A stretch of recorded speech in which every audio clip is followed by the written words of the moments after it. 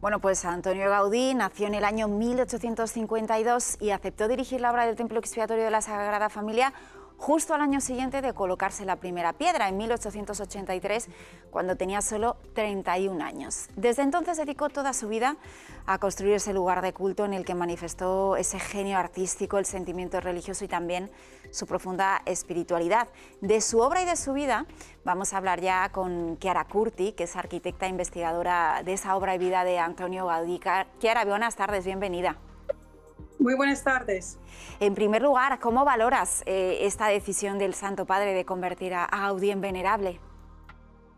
Bueno, para mí como persona realmente es una alegría en el sentido que siempre me he sentido acompañada dentro de mi trabajo por un ejemplo como Antonio Gaudí, y entonces el hecho que se pueda compartir, ¿no?, con todos los demás y que no sea ya algo privado de una persona sola, pues sí que te crea como una hermandad, ¿no?, entre todos. La Sagrada Familia sin duda es su obra majestuosa. Desde un primer momento él estuvo diseñando esta catedral como toda su dedicación estuvo allí volcada, considerándola una obra de fe y también confiando en la providencia, porque Chiara tuvo que enfrentarse a muchos desafíos y a muchos problemas, ¿no?, a lo largo de ese diseño de la Sagrada Familia.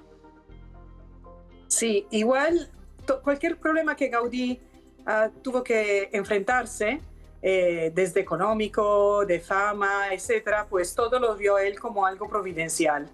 De hecho, fíjate que en el 14, que fue cuando Cataluña tuvo un auge económico muy importante, gracias a la Primera Guerra Mundial, ¿no?, en la cual toda Europa necesitaba materiales y todos los materiales pues venían del País Vasco y de Cataluña, que no había entrado en guerra, que España no había entrado en guerra, pues Sagrada Familia se encuentra sin prácticamente dinero para poder seguir la obra, ¿no? Ahí Gaudí descubrió una realidad, que es la realidad de las personas más humildes, que eran realmente quien pagaba la obra, pues en lugar de tener como más fondos para poder pagar las obras, pues se encontró a no tener absolutamente nada, cosa que le puso de manifiesto quién eran los verdaderos, de dónde venían las limosnas para construir el templo, y así poder él también entender que este templo era la Catedral de los Pobres, ¿no?, un apodo que en aquella época pues, se utilizaba mucho para definir Sagrada Familia, pero que también en un momento se hace autorretrato.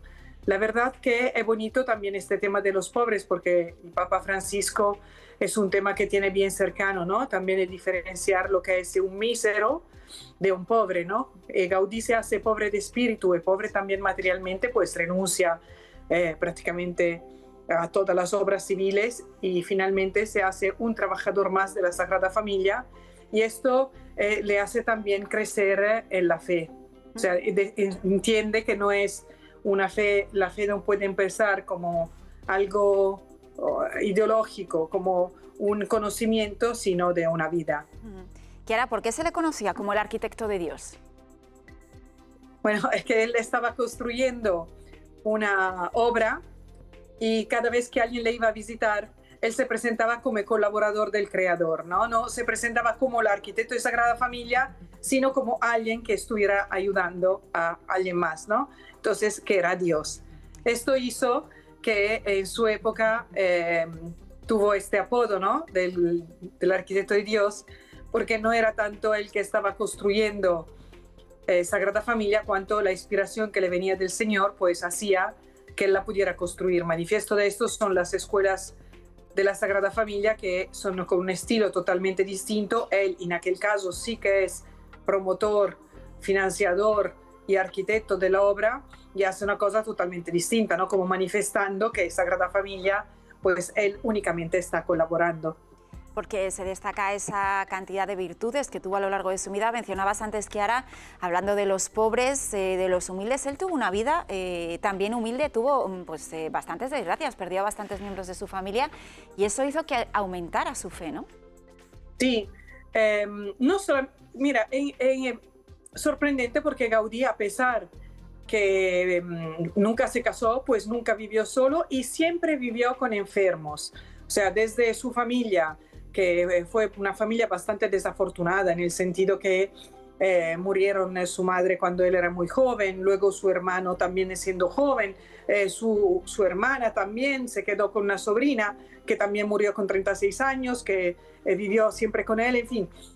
Él vivió, cuando finalmente murió su padre también con 92 años, él no decidió quedarse solo, viviendo solo en su casa, sino que siempre hospedó a enfermos, a obreros enfermos. Entonces es una persona que vio cómo la vida comunitaria pues podía ser a la base, ¿no?, de aquella obra de la Sagrada Familia, de la cual que es su autorretrato, y de hecho es una obra donde hay una cantidad de personajes infinito que también reflejan, ¿no?, esta capacidad suya de esta virtud, ¿no?, de acogida, ¿no?, que podría llamarse casi la catedral de la acogida, ¿no?, porque ahí cabe, aparte, muchísimas personas visitantes, pero también una cantidad de imágenes muy significativa respecto a cualquier otra obra que nosotros podemos contemplar en Barcelona o en el resto de Europa, ¿no?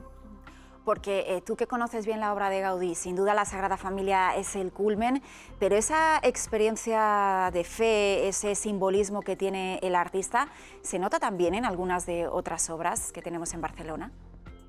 Sí, prácticamente en todas, pero siendo que su vida ha sido un creciendo, o sea, su fe ha sido un creciendo, quizás la mayor obra donde podemos contemplar su fe es, bueno, aparte la Colonia Güell, que es otra iglesia, pero en la obra civil, La Pedrera, que es un grande himno a María, ¿no? Gaudí tenía una gran devoción a María, que también manifiesta en el Parc Güell, donde poco lo sabes, pero el Parc Güell está todo lleno de pequeñas inscripciones giradas hacia el cielo, de forma que desde el cielo María también los pueda ver, con como pequeñas piropos, digamos, a la Virgen, diciendo qué bonito tus ojos, tus ojitos, tus manitas, así. Y también La Pedrera, con esta inmensa Ave María dibujada en toda la fachada, a la cual La Pedrera no se puede considerar una obra acabada de Gaudí, como muchísimas sus obras realmente no logró acabarlas, porque faltaría un conjunto escultórico muy grande dedicado a María, ¿no? También mira esta cuestión que él, la grandísima mayoría de sus obras no logró acabarla, también yo creo que es algo que ha influido mucho en su fe, ¿no? Porque le permitió un desapego respecto al ser arquitecto, ¿no? El arquitecto, lo que desea yo ser arquitecto es ver su obra acabada, y Gaudí fue como educado por la providencia a que su obra no es totalmente suya, ¿no?, para llegar hasta la Sagrada Familia, que él mismo impuso unas dimensiones y un proyecto que hubiese sido imposible que él lo acabara, ¿no?, en vida.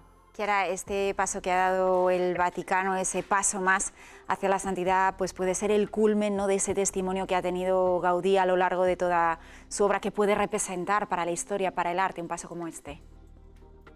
Mira, yo creo que exactamente como había sido también con el Beato Angelico, donde decía los artistas, los arquitectos, pero las personas en general tenemos una gran necesidad de belleza. O sea, una belleza que en el mundo actual se está reduciendo a una cosmética y se ve también en un vacío interior muy grande, ¿no? Nunca se han detectado tantos suicidios, tanta tristeza, tanta incapacidad de amar la vida.